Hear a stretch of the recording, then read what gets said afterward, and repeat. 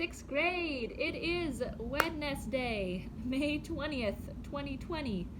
Um, I hope you've been having an enjoyable week. I hope you've been enjoying your new book, Watership Down. From what I've heard from you all, some of you have read this before and maybe didn't enjoy it that time around, or you've read it before and love it, or you have nothing in your mind about any preconceptions and this is your first time through and you're willing to feel any which way about it. I would just urge you all, no matter where you are, to come at it with a positive attitude, to listen along and read along carefully, and to hopefully be able to get a lot out of this book.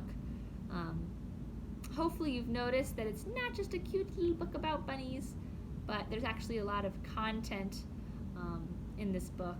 Today we're on chapter 7, and we discussed anthropomorphism already, but please keep a look out for that in particular as you annotate.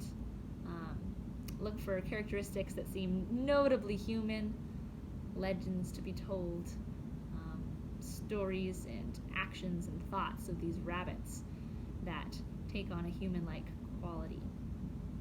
You're also working on your writing assignment on No Red Ink, favorite Dominion memory 204. But that's all I'm going to say for today on Wednesday, and I'll turn you over to your teacher, who is me, reading to you chapter 7.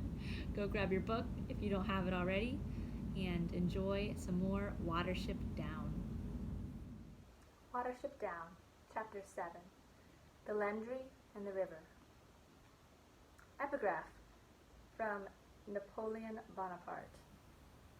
I never learned French, so pardon it, please.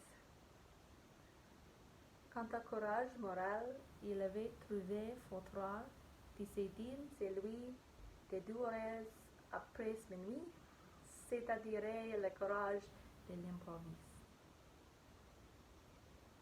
As Dandelion ended, Acorn, who was on the windward side of the little group, suddenly started and sat back, with ears up and nostrils twitching. The strange, rank smell was stronger than ever, and after a few moments they all heard a heavy movement close by. Suddenly, on the other side of the path, the fern parted, and there looked out a long, dog-like head striped black and white. It was pointed downward, the jaws grinning, the muzzle close to the ground. Behind, they could just discern great powerful paws and a shaggy black body. The eyes were peering at them, full of savage cunning. The head moved slowly, taking in the dusky lengths of the wood ride in both directions, and then fixed them once more with its terrible, fierce stare. The jaws opened wider, and they could see the teeth, glimmering white as the stripes along the head.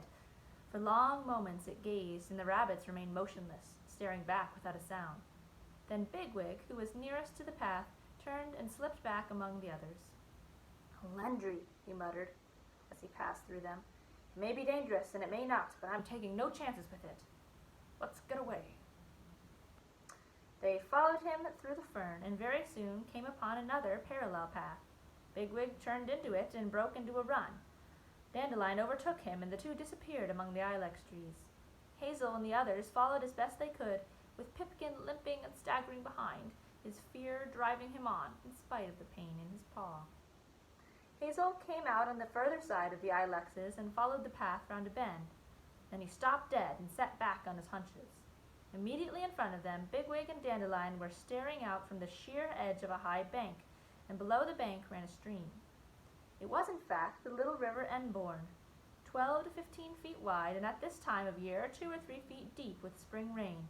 But to the rabbits it seemed immense, such a river as they had never imagined. The moon had almost set, and night was now dark, but they could see the water faintly shining as it flowed, and could just make out, on the further side, a thin belt of nut trees and alders. Somewhere behind, a plover called 3 or 4 times and was silent. One by one, most of the others came up, stopped at the bank, and looked at the water without speaking. A chilly breeze was moving, and several of them trembled where they sat. "Well, this is a nice surprise, Hazel," said Bigwig at length. "Or were you expecting this when you took us into the wood?" Hazel realized wearily that Bigwig was probably going to be troublesome. He was certainly no coward, but he was likely to remain steady only as long as he could see his way clear and be sure of what to do. To him, perplexity was worse than danger, and when he was perplexed, he usually grew angry. The day before, Fiver's warning had troubled him, and he had spoken in anger to the Ferreira and left the Ausla. Then, while he was in an uncertain mood about the idea of leaving the warren, Captain Hawley had appeared in capital time to be attacked and provide a perfect reason for their departure. Now, at the sight of the river, Bigwig's assurance was leaking again, and unless he, Hazel, could restore it in some way, they were likely to be in for trouble. He thought of the Ferreira and his wily courtesy. "I don't know what we should have done without you now, Bigwig," he said. "What was that animal? Would it have killed us?" "A lundry," said Bigwig. "I've heard about them in the Ausla. They're not really dangerous. They can't catch a rabbit that runs, and nearly always you can smell them coming. They're funny things. I've heard of rabbits living almost on top of them and coming to no harm. But they're best avoided, all the same. They'll dig out rabbit kittens and kill an injured rabbit if they find one. They're 1 of the 1,000, all right. I ought to have guessed from the smell, but it was new to me." "It had killed before it met us," said Blackberry with a shudder. "I saw blood on its lips." "A rat, perhaps, or pheasant chicks. Lucky for us it had killed, otherwise it might have been quicker. Still, fortunately, we did the right thing. We really came out of it very well," said Bigwig. Fiver came limping down the path with Pimpkin. They, too, checked and stared at the sight of the river. "What do you think we ought to do now, Fiver?" asked Hazel. Fiver looked down at the water and twitched his ears. "We shall have to cross it," he said.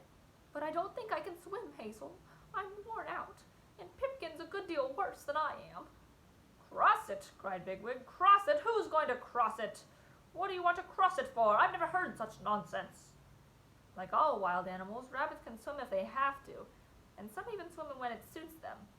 Rabbits have been known to live on the edge of a wood and regularly swim in a brook to feed in the fields beyond, but most rabbits avoid swimming, and certainly an exhausted rabbit could not swim the Enborn.